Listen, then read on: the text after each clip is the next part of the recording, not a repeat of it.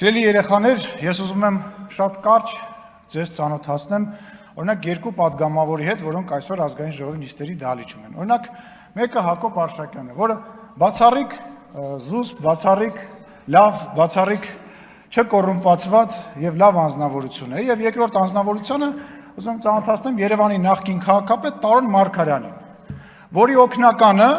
իրեն թույլ է տալիս տարբեր տեղերում տարբեր լկտի բաներ գրել։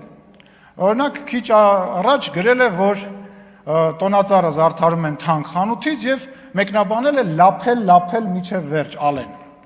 Հիմա ես ինչ եմ առաջարկում։ Ես առաջարկում եմ Տարոն Մարգարյանը իր օգնականին վերցնի ու գնա իրանց տուն, որպեսզի իր օգնականը տենա լափելը որն է ալնում։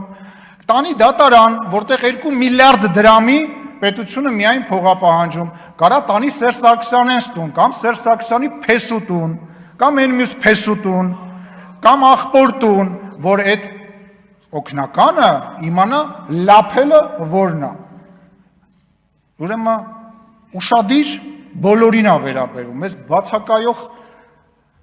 Հայաստան դաշինքին, պույին, այն ավել պակաս խոսացող Facebook-յան չգիտեմ, ակտիվիստներին, դերասաններին, կապիկներին, փող վեկալող մարդկանց, այո, մենք ընդունել ենք էթիկայի կանոնագիրք, բայց հանկարծ չսխալվեք, բոլորդ ձեր պատասխանը օրենքի սահմանում ստանալու եք, հանկարծ չսխալվեք, մեր դաստիարակությունը, մեր պատասխանատվության զգացումը հանկարծ չխառնեք, ես բոլորի անունից ինձ թույլ եմ տալիս իմ գործընկերների անունից ասեմ, կրկնում եմ,